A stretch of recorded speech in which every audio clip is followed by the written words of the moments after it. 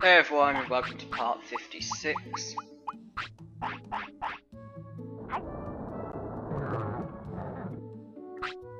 Yeah, talk about repetition, it's every part seems to be the same. I seem to begin in the clinic, and then it's like a tournament or something, and then it's all the same.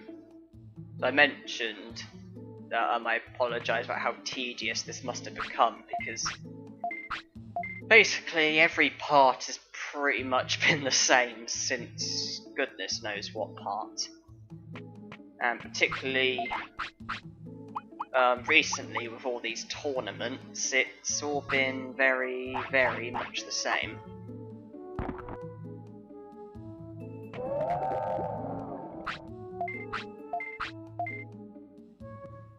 So I can understand people possibly getting a bit annoyed, and I hope you are able to still enjoy this challenge despite how similar all these parts have become. It wasn't really my intention, it's just kind of become like it. It's a bit unfortunate.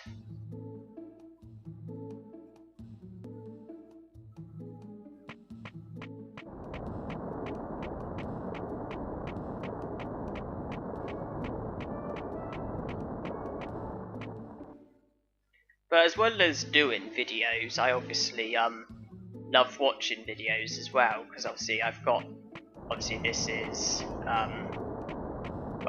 this is my Digimon world. No gym, no item chips or stat boosting items. No Muncymon challenge, although the whole no Muncymon thing isn't really relevant anymore. Obviously I've done a Digimon World 2003 no gym no equipment challenge where I did the whole game without using any weapons or armors or accessories and without using the gym. So obviously when you level up you get those training points that you can use in the gym. I managed to get a skull there. I'll see if I can possibly get another one. But then I've also done I'm mostly known for my Tomb Raider stuff, the Tomb Raider pacifist runs, Tomb Raider 1 secrets no kills run, basically Tomb Raider 1 but with no kills and every secret. Basically I'm not allowed to kill anything unless it's absolutely mandatory, so if the death is unavoidable then I had to collect every secret. Tomb Raider 3 no kills run and Tomb Raider 3 secrets no kills run. Basically the same applies, but with the regular no kills run I didn't have to collect secrets. I'll save now. Tomb Raider Last Revelation glitchless secrets no kills run, and Tomb Raider Chronicles glitchless secrets no kills run, where I had to do the games obviously without doing mandatory kills, collecting every secret and not using any glitches. And then the Tomb Raider 2 semi-secrets no kills run, which is the hardest by far. Well, actually I don't know actually. Well, is persistently the hardest by far. Obviously I had to do the whole of Tomb Raider 2, obviously doing no kills, and then on some of the levels I also collected the secrets, but on some I didn't, hence the semi-secrets. I'd have to say the Last Revelation pacifist runs the hardest because of some couple individual levels, but consistently the Tomb Raider 2 pacifist run was the hardest. How is my gorge looking? I'd say slightly over halfway.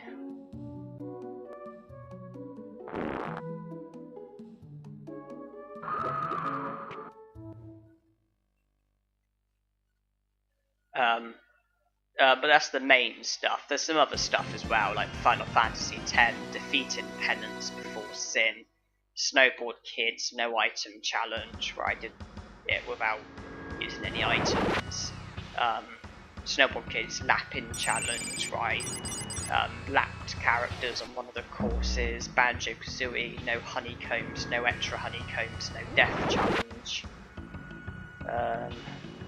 Yoshi Story High Score Challenge, individual like Tomb Raider like glitches and discoveries and stuff. But obviously I've done a fair bit, but as well as that, I also love watching stuff. I love watching playthroughs, walkthroughs, let's plays, speed runs, unique challenges, you name it. I love watching anything like that. I first got into video game, like these videos on YouTube of video games. I first got into them in 2010 when I was 16. I stumbled upon speedruns for Tomb Raider by Rad Ryan, and that was what like brought out my love for like doing videos for video games. I loved watching his speedruns. That's kind of where it started, really. And I actually created my YouTube account just so that I could comment on his videos and like follow him more closely and stuff. Although it wasn't until September of the following year when I started doing my own videos. Because initially I only joined so I could like comment on his videos and stuff. And from watching speedruns, I then like stumbled upon let's plays and walkthroughs and all stuff like that, and I absolutely love watching it. I couldn't possibly tell you how many let's plays or speedruns that I've seen. Let's plays and speedruns are pretty much my favourite, though I do like unique challenges as well. I recently watched a Diddy Kong Racing Let's Play, but it was also a challenge as well, because the person did it only using purple boosts, because he saw the green boosts cheating. And I remember watching him win the fight against the final boss, Wizpig, with only purple boosts, and that is literally like the hardest thing in the history of video games. I literally can't think of anything that could possibly be closer to impossible without being impossible. It's something that I know for a fact I would never ever accomplish. I did actually try, didn't get very far.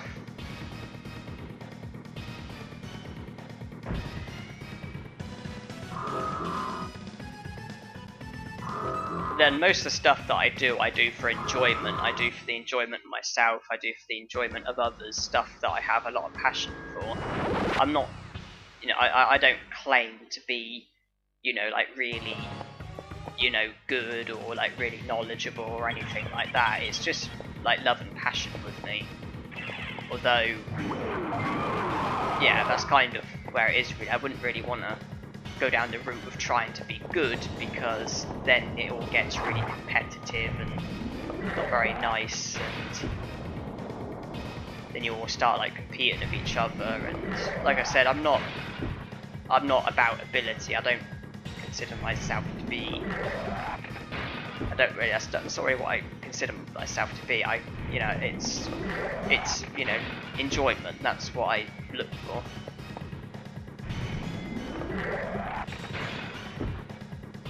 So far so good with this tournament. That electric cloud reminded me of something. Where am I going to learn the air techniques from when I do find myself in a position to learn them? The Betamons in Native Forest, they use static electric and electric cloud. I'm pretty sure static electric will come naturally with Phoenixmon, but if it doesn't, then I can learn it from the Betamons in Native Forest, not to mention Electric Cloud. And then that just leaves Windcutter, which I think the Kokatorimons in Gears of Arna use it. I think the Blue Patamons in the Great Canyon area use it. I think the Dragonfly Digimon in that area use it.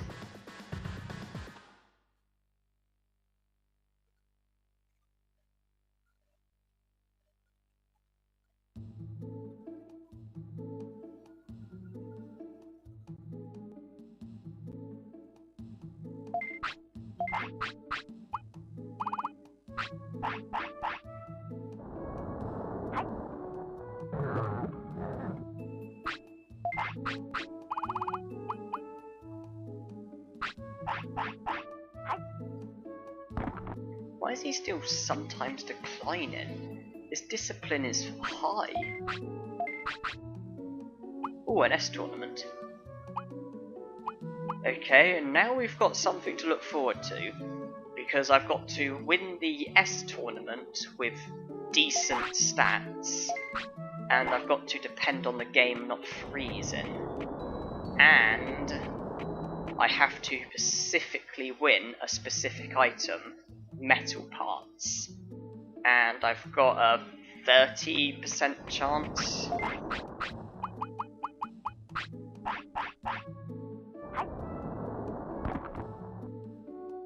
So that's going to be interesting, and with considering what's at stake, it might be a better idea for me to make sure that I've had enough sea basses in order to still be alive after the tournament. I wouldn't want to risk getting into my inventory in time and then giving the sea bass in time.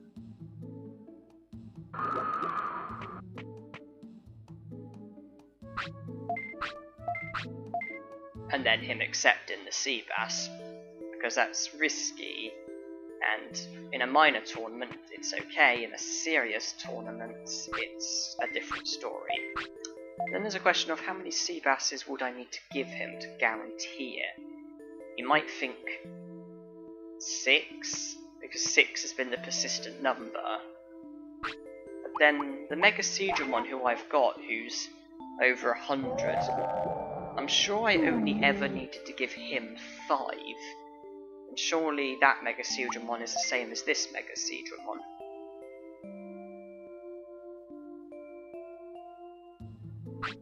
Well, we'll see. To recap on the ratio, how's this ratio I have of remembering like where I'm up to and stuff. There's 2 numbers. The first number is the hour that we're on, so at the moment it's the 0th hour, and the other number is the hour that I'll fade away on. So now, since I've given him a sea bass, it's 3, because sea basses give you 3 hours. So the ratio is 0 to 3. We've just rested, so we've now moved forward an hour, so the ratio is 1 to 3. And the second number always has to be bigger, because we can't reach the hour that we fade away on, because we'll fade away. So I've rested again, another hour, so now the ratio is 2-3, so now I need to give him another sea bass.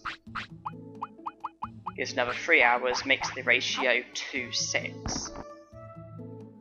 Now, with the tournament and everything, we're going to need quite a lot of hours, because the next hour will make it 3-6, and I think the tournament lasts 6 hours, so that would go to 9-6, so I think I'd need another 2 sea basses, make it 9-12.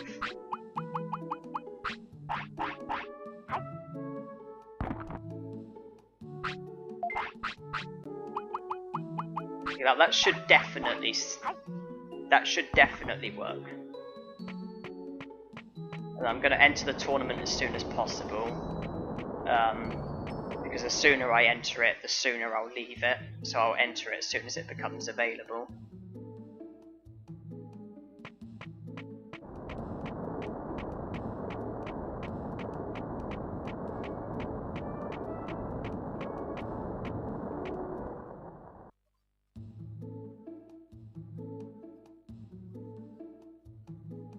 So I'm going to fade away on the 12th hour. I'm only on the 2nd hour, the next will be the 3rd. I don't think the tournament lasts 9 hours, so... Well, I'll learn the hard way, if not the easy way. Though with what I've got up ahead of me, I think I might want to have Ice Needle. A quick interrupting attack. No point up in my discipline, because I don't need to give him the sea bass immediately after the tournament, at least not if I've done my calculations correctly.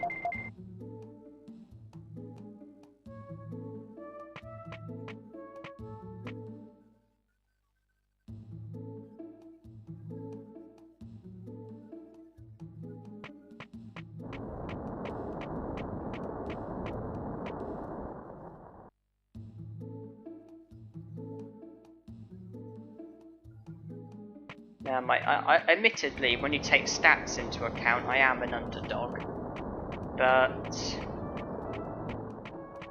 with the moves that I've got, I think I'll stand an okay chance. But that's not a promise. I could get thrashed quite easily. Just gotta go with this and see. It's not just about winning though, it's about getting that. It's about winning, not freezing, metal parts.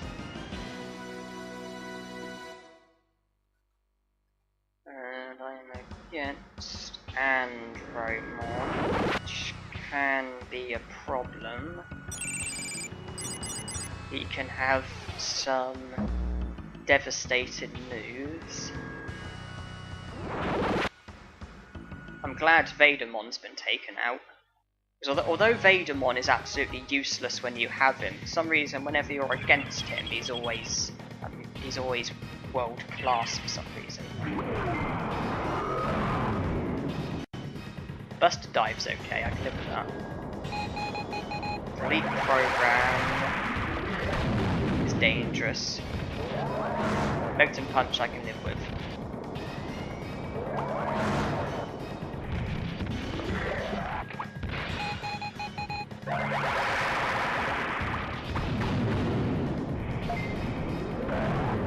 Damn it, I'm getting thrashed. Well, I'm not getting thrashed, but I am taking damage. Damn it, I'm getting flattened as well.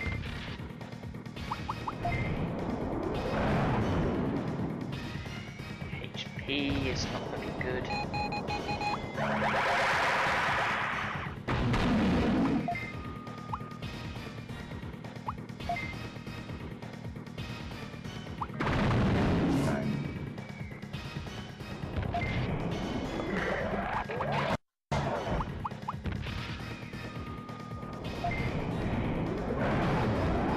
Sake.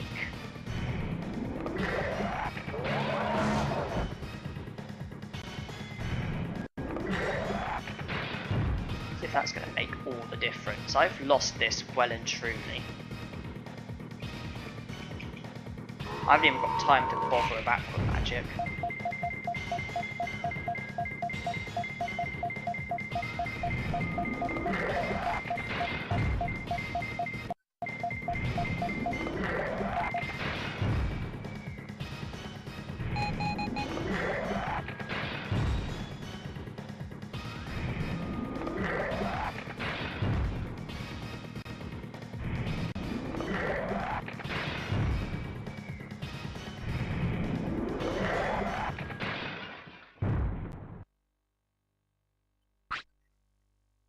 Made it respectable, but that's where it ends.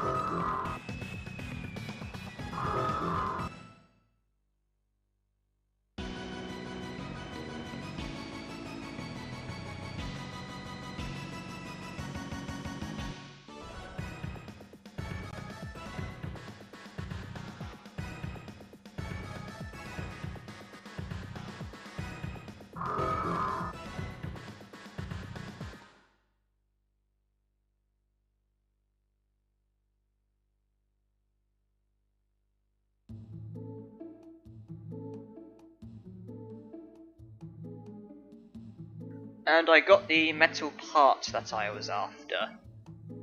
That did take a lot of tries, not because I failed the tournament, because I did actually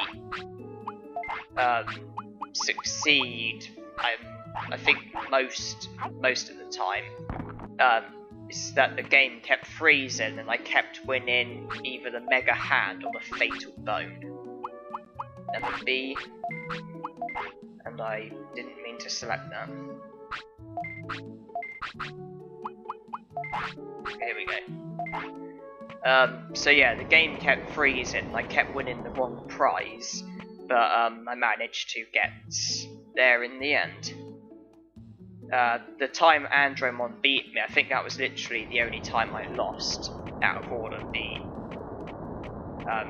videos. And obviously I had a rematch with him in the final and I beat him. Revenge is for small minds, but I'll see it as revenge for the way he beat me in the first round. I got very unlucky of him blocking everything and then getting an attack away. So the metal parts will go into the item bank, or the other Digivolution items.